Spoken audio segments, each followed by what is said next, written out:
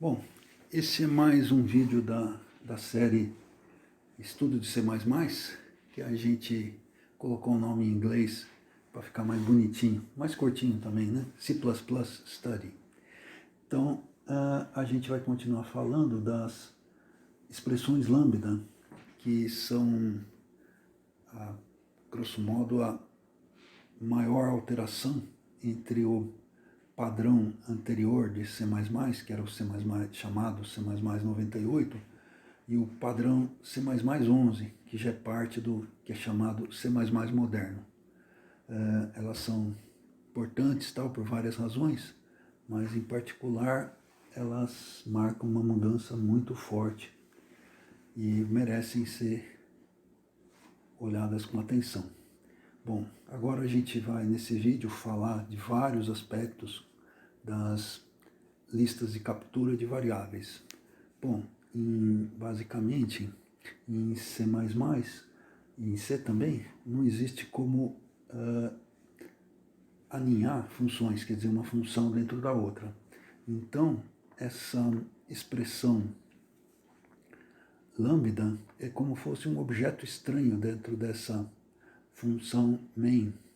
E aí, para essa expressão lambda ver os parâmetros, ver as variáveis da função main, eu preciso passar de alguma forma. Essa forma é a lista de captura, tá? Porque normalmente ela não veria.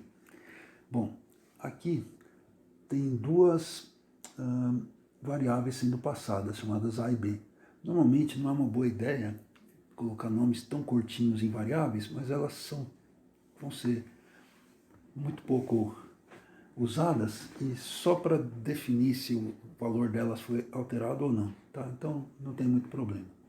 E o que é importante nesse caso, nem tanto seja int, seja float, mas que elas sejam tipos básicos, por exemplo, int, float, double, long, e que não tem nenhum apontador, nenhuma referência, são coisas bem elementares, realmente básicas, que são o que vai permitir a gente estudar o comportamento das listas de captura. Bom, então o que está escrito aqui é que eu vou chamar essa função, essa expressão lambda, tá?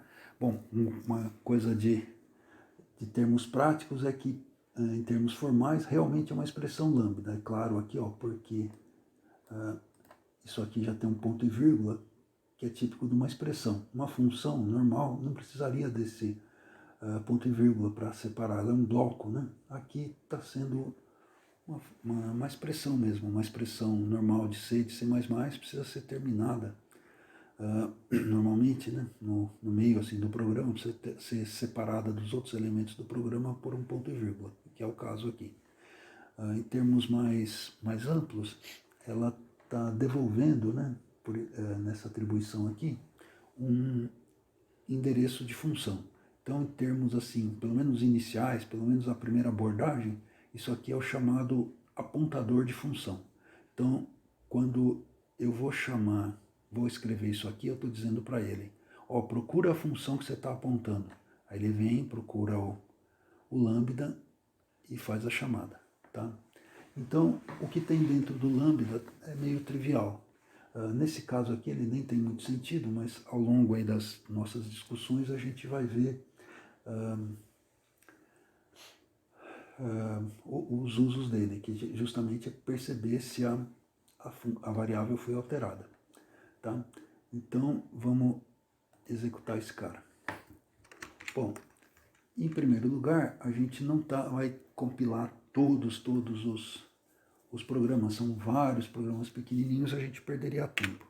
Mas a gente vai, a primeira compilação, conversar um pouquinho sobre ela. Em primeiro lugar, a gente está usando o compilador chamado G++, do projeto GCC, GNU Compiler Collection. É um bom compilador, estável, etc. E é um dos dois compiladores que estão na frente, no sentido de transformar a legislação, lá, o padrão C++20, que é o mais recente, em código executável. Tá? Não conseguiram fazer tudo ainda, que é muito grande, muita coisa, mas são os que estão na frente. O outro é chamado Selang, que é mais moderno e está assim na moda, né? E, bom, a gente está se atendo ao G++, porque ele é mais disponível, mais público, mas tem mais gente usando. Mas em algum momento a gente vai usar um pouquinho o Selang. Mas por enquanto é o C++, o G++. Então está aqui a gente vai definir que a gente vai usar o padrão C++11. Significa o seguinte, que a gente vai usar a primeira definição de função lambda, de expressão lambda, não as alterações seguintes. Vamos estar com o jeito mais simples possível. E aqui a gente está pedindo para o compilador avisar a gente, qualquer alteração, fuga do padrão, me avisa. Inclusive, isso aqui é um reforço desse aviso. Essas duas switches, né, essas duas opções de compilação estão falando para ele, seja muito cuidadoso, qualquer coisinha que você vê de estranho, me avisa, me dê todos os avisos que você tiver, tá? No fundo é isso que eu estou dizendo. Aqui é o "-o", que é o output, né? Isso aqui eu estou gerando um executável, eu preciso dar o nome dele e a localização.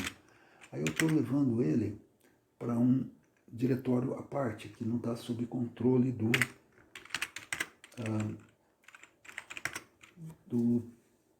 gerenciador de versões que eu estou usando, que é o Git. Por que isso? Porque não tem sentido aqui eu exportar, né, deixar no repositório um executável, na medida que eu vou estar trabalhando num sistema operacional, numa certa versão, etc., e outras pessoas podem estar usando outros sistemas operacionais para ver esses vídeos, né? E naturalmente esse esforço todo é para oferecer a opção das pessoas mexerem com compiladores, né? Então, oferecer uma coisa já compilada não tem sentido. Então, aqui eu vou rodar. Esse é o último cara, naturalmente, é o fonte. Bom, aqui eu já sabia, rodou sem nenhum problema, pedi para ele ser muito cuidadoso, avisar tudo, ele não avisou de nada, não tem problema, né? Como falam os americanos, no news, good news. Não ter notícias é uma boa notícia. Tá? Então eu fui buscar o executável, disse o diretório onde ele está direitinho, vou mandar ele executar. Aí ele fez o que eu tinha imaginado, ou seja, eu permiti que ele capturasse a variável A, ele falou para mim, ó, a variável A vale 1, então eu imprimi a mensagem. Aí ele verificou, a variável B vale 2, então imprimiu a mensagem, tá? Naturalmente isso foi feito depois da chamada da expressão lambda. Bom, agora aqui a gente vai fazer uma experiência. A gente vai alterar as variáveis capturadas fora da expressão lambda, tá? Esse é o 10. Aí esse 10 eu não vou precisar compilar, porque como eu falei, eu já compilei, deu tudo certo, eu só vou executar. Bom, o que aconteceu aqui? Aconteceu um negócio meio assustador. Eu estava imaginando que quando eu alterasse as variáveis fora do escopo da expressão lambda, ela, entre aspas, né, perceberia. Aí, por exemplo, o A era 1 aqui, eu alterei aqui, eu incrementei, ele foi para 2. Então, quando eu rodei de novo a função, não deveria dar essa mensagem. Mas o que está acontecendo? Normalmente a gente pensaria que isso é um bug, mas não é. O que aconteceu é que quando a expressão, do jeito que está tudo montado aqui, quando a expressão lambda foi definida, ela capturou as variáveis com valor naquele momento e congelou isso. Então eu alterei aqui, ela não está mais interessada, porque ela está preocupada só com aquela imagem congelada, ela não viu o que aconteceu aqui. Tá? Então, por isso que a primeira chamada foi igualzinho à segunda, apesar das variáveis terem sido alteradas. Bom, então agora eu vou brincar de fazer uma alteração das variáveis capturadas dentro da expressão lambda. Isso aqui seria perfeitamente possível se eu tivesse com uma função convencional e em vez do A e B estarem passados na lista de captura, tivessem passados como parâmetros. Tá? Isso seria uma que se chama chamada por valor. O que significa isso? Antes de eu chamar a função, eu copio os valores dos parâmetros numa área temporária. Então, se eu alterar essa área temporária dentro da função, não tem problema, porque eu estou alterando uma cópia. O original está lá de boa. Quando eu sair da função, quiser consultar os valores das variáveis que foram passadas por valor, justamente, ele vai ser o mesmo, porque eu alterei só uma cópia. Então, vamos ver o que vai acontecer com isso, que é o 11, tá? Esse eu vou ter que compilar, porque eu garanto para vocês, tá? Eu rodei, etc. Deu erro. Então, vamos ver o erro. Tá? Então, o erro foi, eu tentei... uma coisa interessante. O próprio G++ usa erradamente o termo. Ele, em vez de falar lambda expression, ele fala lambda function. Naturalmente, os caras que fizeram o G++ sabem tudo de C++. Provavelmente eles dominam todo o jargão, toda a nomenclatura, mas eles não quiseram ser pedante e usaram o mesmo termo que os programadores comuns usam, né? Então é um erro de linguagem, mas eles falaram melhor ficar junto com a turma do que ficar parecendo pedante. Então, mas resumindo, o que ele está dizendo aqui é que eu tentei alterar uma variável apenas de leitura, tá? Na verdade, as duas, né? O A e o B são a mesma coisa nesse quesito. Então, isso aqui está errado, tá? Aí eu, digamos que precisasse fazer isso, aí eu vou ver como é que foi feito. Eu procurei nos manuais e tal. O manual de referência é muito chato, normalmente não dá para entender quando a gente não domina o conceito. Aí, mas de qualquer modo eu encontrei lá a palavra mutable, que significa mutável, né? Alterável. Então vamos ver se isso me permite fazer as coisas que eu estava querendo. É o 12. Bom, o que eu sei é que compilou certinho. Então vamos só executar. 12. Tá, então ele deixou eu alterar dentro da função e preservou o valor original. Parece que é uma chamada por cópia, tá? Mas digamos que eu fiquei na dúvida. Falei, pô, será? Então eu vou fazer um tirateima. Na verdade, eu vou fazer 2 tirateimas. O primeiro deles vai ser, depois da alteração, eu vou consultar o valor. Será que deu certo? Tá? Isso parece paranoia. Bom, e é paranoia. Mas às vezes, para ter certeza das coisas, é bom ir um pouquinho além do razoável, tá? Principalmente quando a gente está correndo atrás de problema, a gente vai filtrando o que é obviamente falso e acaba esbarrando em alguma coisa. Mas enfim. Então, aqui que a gente está fazendo, a gente está, em primeiro lugar, estamos imprimindo o valor dentro, estamos fazendo a alteração aqui da variável e estamos chamando de novo a função. Se a alteração for aceita, né, quer dizer, for percebida, melhor, pela lambda, essas chamadas não vão, essas impressões, essas mensagens não vão acontecer. Porque se ela perceber a alteração, que por exemplo aqui era 1, né, virar 2, aí não vai entrar dentro do if, né, não, a condição não vai ser verdadeira e portanto não vai imprimir esse negócio aqui. Então vamos ver o que acontece. Então esse é o 13. Bom, esse, como eu falei, já compilou de boa, vamos rodar esse cara. Tá, então, o que aconteceu? Olha só, está acontecendo aquilo que, de novo, que os americanos chamam de no news, good news, que é o seguinte, ele veio aqui, beleza, ele imprimiu o valor depois da alteração, o valor depois da alteração, e do lado de fora não foi percebido. Agora, como eu chamei 2 vezes, se esse valor, essa, vamos dizer, alteração das variáveis não tivesse sido percebida pela lambda, significaria que ela não está consultando o valor da variável em si. Ela está trabalhando com uma cópia congelada, vamos dizer. Tá? Então, como não apareceram as mensagens, eu posso ter garantia de que nem o A é igual a 1, nem o B é igual a 2. Ou seja, graças ao mutable, essa lambda percebeu que as variáveis foram alteradas. Okay?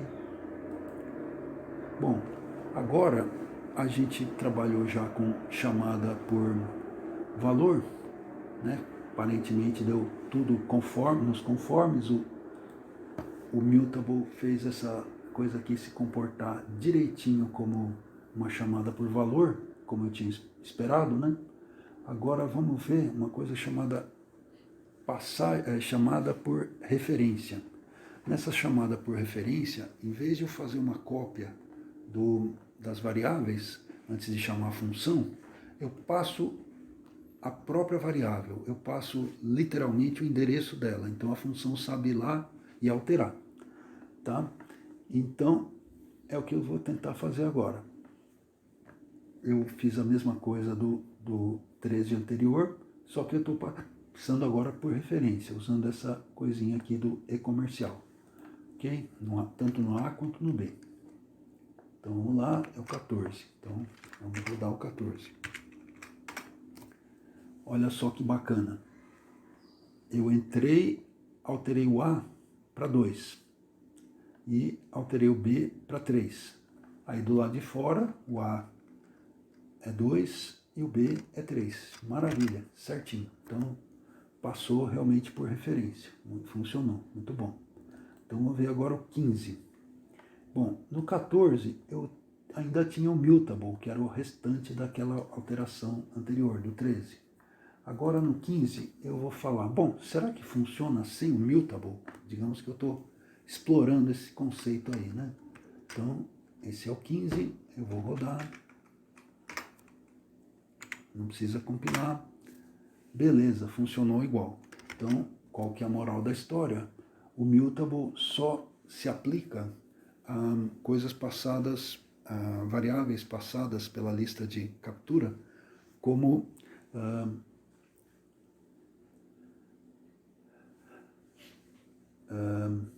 por valor, não por referência. Tá? Então, se eu tenho só variáveis por referência, nem preciso pensar no mutable. Ok. Agora aqui é uma outra pesquisa que eu fiz no manual de referência. Lá eu entendi que se eu colocar um e-comercial, vão ser importadas todas as variáveis e por referência. Tá? No caso aqui estão sendo importadas 2, mas se tivesse 10, todas entrariam para dentro pelo menos estariam acessíveis dentro da expressão lambda. Tá? Então, o que eu vou fazer? Vou ver se essa sintaxe é válida, se o compilador não reclama de usar esse comercial aqui. Esse é o 16. Então, vamos rodar esse cara. Bom, não reclamou e a variável, a função se comportou, sei lá, de que jeito aí, sem problemas. Mas aqui eu não tinha alterado nada. Poxa, e agora? Então vamos fazer um tiratema e alterar tudo, fazer todo tipo de alteração possível. Tá? Agora com o e-comercial sozinho, sem variável nenhuma aqui. Então esse é o 17.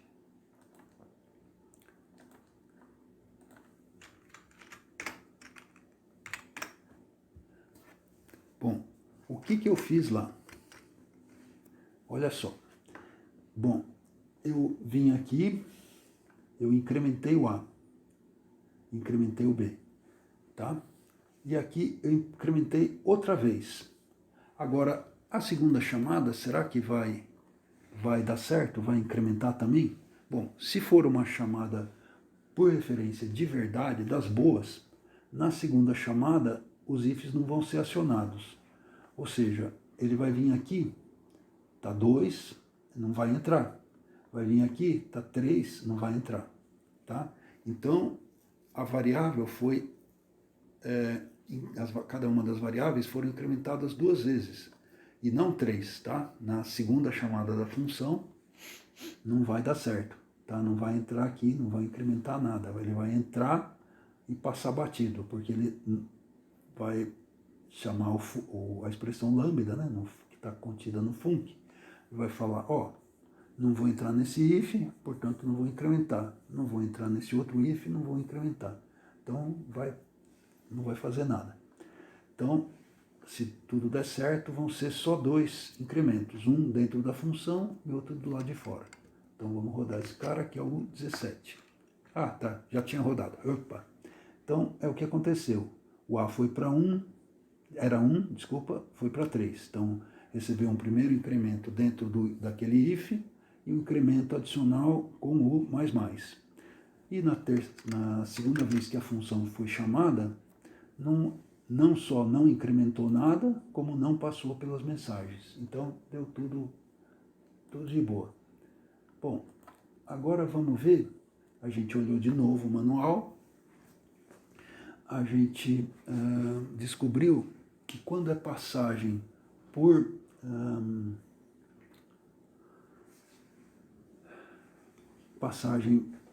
valor, basta eu colocar um igualzão lá e todas as variáveis vão ser capturadas por valor. Então, é o que a gente gostaria que acontecesse. Ele vai incrementar aqui, mas na saída vai estar tudo igual. E, naturalmente, já tem um tirateimazinho, só para eu ter segurança, né? Eu vou perguntar, será que incrementou mesmo dentro? Então, esse é o 18. Tá.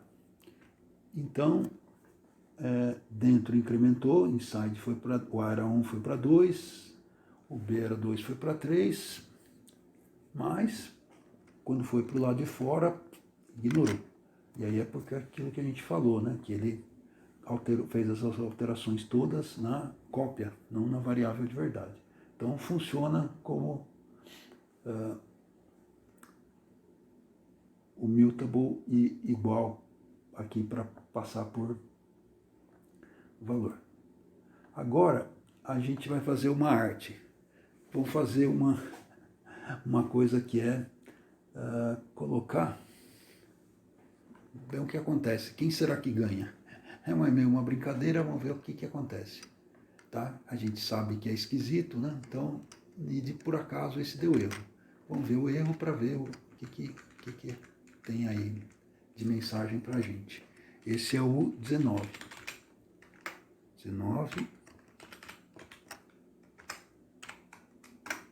19. Tá. Então, o que ele disse para a gente? Ele disse que antes do igual deveria ter uma variável. Ou seja, eu precisaria, se eu quisesse fazer essa maluquice aí, eu teria que colocar o nome de uma variável aí antes do igual. Bom, e aí vamos ver ao contrário, o que ele faz aqui se eu trocar, ficar igual lambda, que é o 20. Vamos compilar esse cara.